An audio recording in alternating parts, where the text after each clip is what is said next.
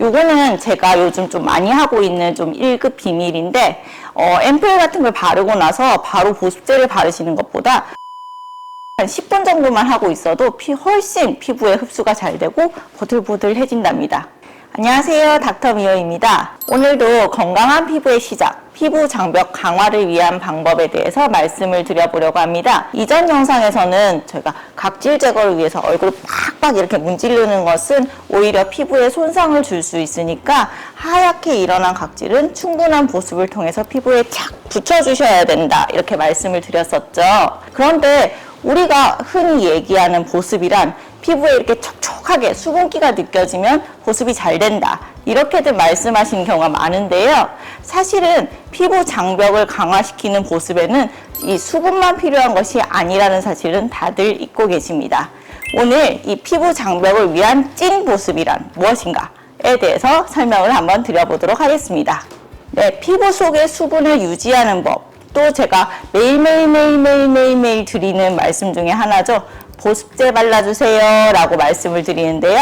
보습제는 이 피부 상층부의 탄력과 신축성을 유지하는 데 꼭 필요합니다. 우리 피부는 바깥에 이렇게 노출이 되어 있잖아요. 끊임없이 이렇게 여러 가지 자극과 위험에 이렇게 노출이 되어 있는데, 보습제는 실제로 피부를 이렇게 한 겹 코팅함으로써 이런 위험으로부터 피부를 보호해 줍니다. 피부를 건강하게 유지하고 장벽의 기능을 보조해서 이 도와주는 역할을 하게 되죠.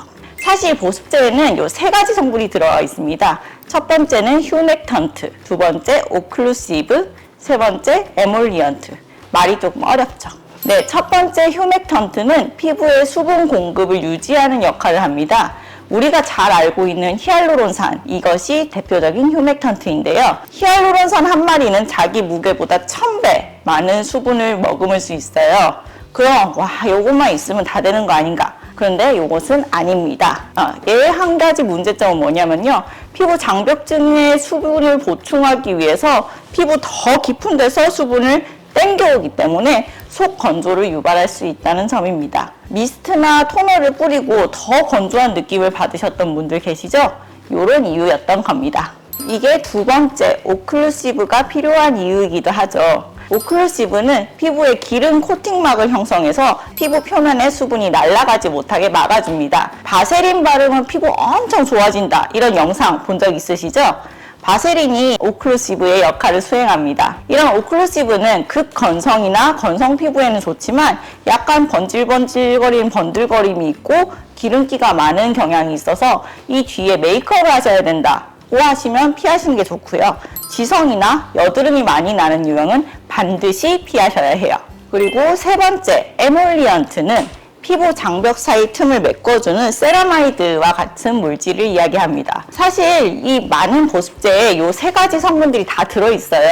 그치만은 이 들어있는 비율이 다들 다르기 때문에 내 피부 타입에 따라서 보습제 바르면 좀 뒤집어지고 트러블이 많이 나는 것 같아 하지만 약간 묽은 로션 제형의 보습제, 나는 보습제를 발라도 건조해 하시면 좀 기름기가 좀 번들번들해 보이는 그런 보습제를 선택하시는 것이 좀 더 도움이 되겠습니다. 그리고 또한 생활 습관도 당연히 중요한데요.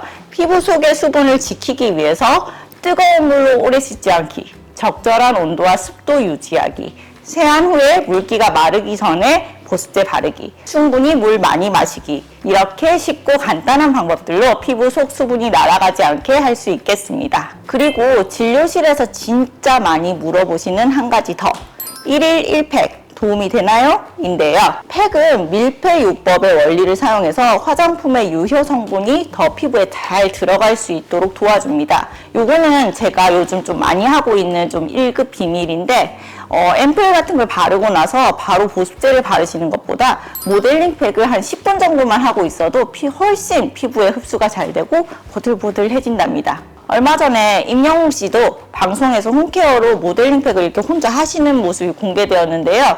마스크 시트팩 같은 경우에는 일부 민감하신 피부에는 오히려 접촉 피부염 같은 트러블을 야기하는 경우가 있거든요. 그런 반면에 모델링 팩은 피부에 자극 없는 규조토, 알긴산 이런 걸로 이루어져 있어서 훨씬 피부에 자극이 덜합니다. 이게 좀 피부과 관리실의 비법 중 하나이기도 하고요. 모델링 팩은 요즘 집에서 하시는 분들도 많고요. 생각보다 하시기 어렵지 않으니까 이 방법은 꼭 해보셨으면 좋겠습니다. 오늘 제가 알려드린 보습과 팩 이런 것들을 통해서 피부 수분을 지키고 촉촉하고 탄력 있는 피부와 함께 피부 장벽을 강화시켜서 건강한 피부를 유지하실 수 있었으면 좋겠습니다. 오늘은 여기까지고요. 다음에 또 유익한 정보로 인사드리겠습니다. 안녕.